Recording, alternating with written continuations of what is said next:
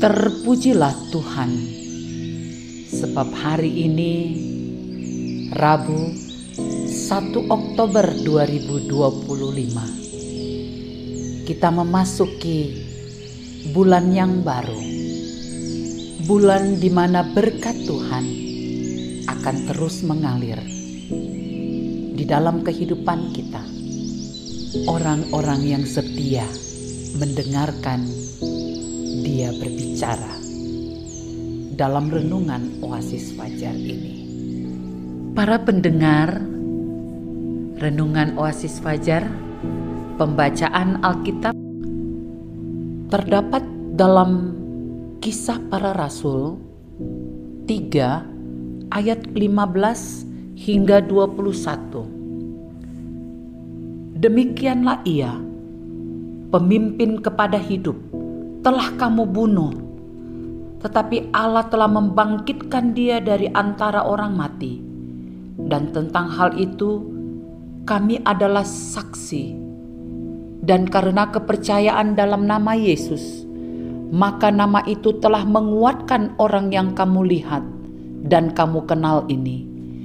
Dan kepercayaan itu telah memberi kesembuhan kepada orang ini di depan kamu semua. Hai saudara-saudara, aku tahu bahwa kamu telah berbuat demikian karena ketidaktahuan, sama seperti semua pemimpin kamu. Tetapi dengan jalan demikian, Allah telah menggenapi apa yang telah difirmankannya dahulu dengan perantaraan nabi-nabinya, yaitu bahwa Mesias yang diutusnya harus menderita. Karena itu, sadarlah dan bertobatlah supaya dosamu dihapuskan, agar Tuhan mendatangkan waktu kelegaan dan mengutus Yesus yang dari semula diuntukkan bagimu sebagai Kristus. Kristus itu harus tinggal di sorga sampai waktu pemulihan segala sesuatu, seperti yang difirmankan Allah dengan perantaraan nabi-nabinya yang kudus di zaman dahulu. Kabar baik yang diberitakan. Inilah judul renungan kita, saudaraku. Penekanannya pada ayat 21, Kristus itu harus tinggal di sorga sampai waktu pemulihan segala sesuatu,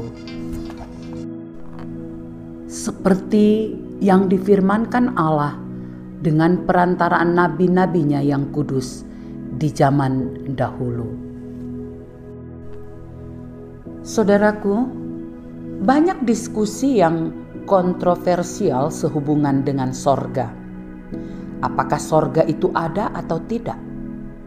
Ada juga yang bercerita tentang sorga dari sudut pengalaman spiritualnya, di mana pribadi tersebut pernah naik turun dari sana. Pengalaman turun naik sorga adalah klaim pribadi saja, bukan bagian dari ajaran Kristen yang didasari pada kebenaran Alkitab. Apakah sorga itu ada?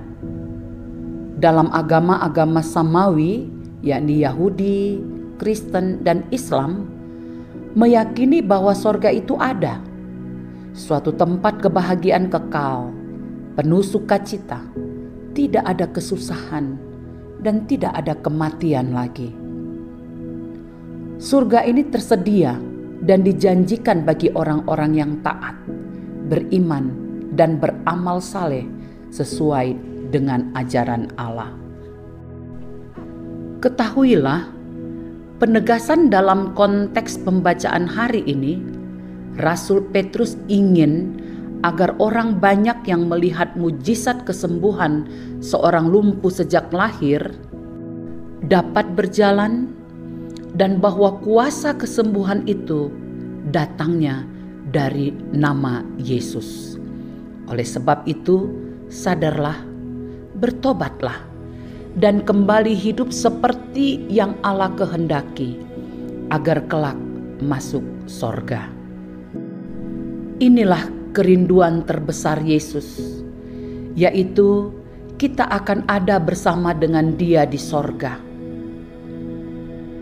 Yohanes 14 ayat 3. Mari, beritakan kabar baik ini bagi orang lain, agar mereka juga punya kesempatan untuk memiliki tempat yang senang, yaitu sorga yang mulia. Penegasan: tidak ada orang yang pernah naik ke surga, lalu turun lagi untuk mengajar kalian tentang hal-hal surgawi. Hanya Aku, Sang Anak Adam, yang pantas mengajarkan hal-hal itu, karena hanya Aku yang turun dari sana dan tetap berada di sana.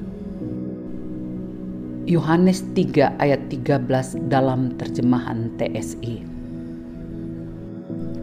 Saudara-saudaraku, mari kita berdoa.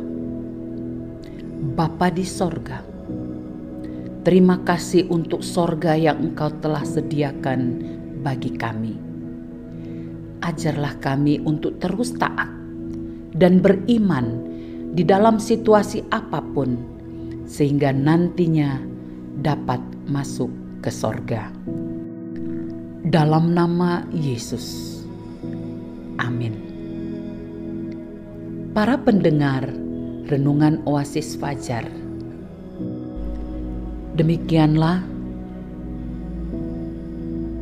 uraian dan pembacaan firman Tuhan hari ini.